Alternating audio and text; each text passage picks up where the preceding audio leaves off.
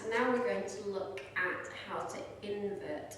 So I call this tilting backwards, so it doesn't sound as scary as inverting and going upside down, because effectively that is all we're doing is tilting backwards on the pole. So I'm going to show you the full move, and then I'm going to give you some hints and tips on how to progress. This is kind of quite a challenging move, and it's not one that you might get the first time you try it. It's one that it might take you a couple of weeks to keep practicing, or a couple of sessions, so how many sessions you do. So you're going to come to the sides of the pole, inside arm shoulder height, outside hand up and over. Make sure your thumbs are pointing up to the ceiling. You're going to go back on your outside leg. Now all this is a little rocking movement. I'm not going back and running up to the pole and bashing my ribs into the pole, so that's going to hurt, and that's going to hurt my ribs.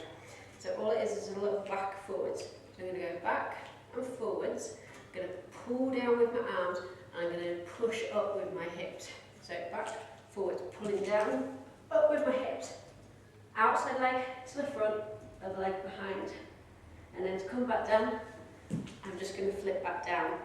Really important when I come back down, it's one and then two of my feet. If I bring them down together at the same time, that's going to be quite a lot of impact on my feet, and that's going to hurt. So what I'd recommend first is sitting on the floor, not the most ladylike elegant position, but I'm going to say sit on the floor, get the pole right into your armpit and hold on to the pole. Now your outside leg, so leg furthest away from the pole, is going to come around to the front, so that's the side nearest to you. The other leg is going to come behind. So hold on to the pole, one leg to the front, other leg to the behind, and just slide your hips up and come back down. Okay, so you get used to the feeling of where your legs are going to be. Just, I'll go to this angle, look at my back leg. So outside leg is to the front, my back leg is behind, my knees are either side. I've not let this leg slip behind this way, because if I do, the leg is no longer holding the pole.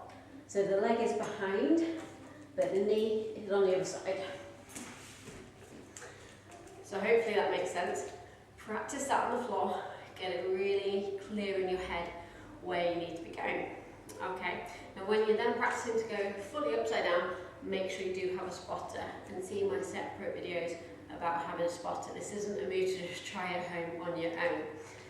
So hands into position. At first, start just getting that rocking movement and just practice driving your hips up to the pole. So I'm using my arms to pull down, and I'm using my hips to push up. Okay, so these hips have quite a long way to travel. I'm going to do that a couple of times, getting used to that momentum, building it up, trying to get closer to the pole. And then the final result that I'm aiming for is to go back, forwards, leg to the front, other leg behind, keeping holding on to my hands, and then coming back down, one and then two. Okay, the movement does feel quite scary, but as long as you keep holding on with your hands, as soon as you've had enough, you just come back down to the floor. Okay, hope you've enjoyed that and hope that makes sense. Again, it's all little by little, working in stages and building it up. And just think about your safety as well, make sure you have a spotter, someone to help you. And also, another thing, when you start going upside down, everything gets really disorientating and confusing. So that's another reason why you need a spotter, to kind of remind you where your legs go, what to do basically, because when you're upside down, it all goes out the window.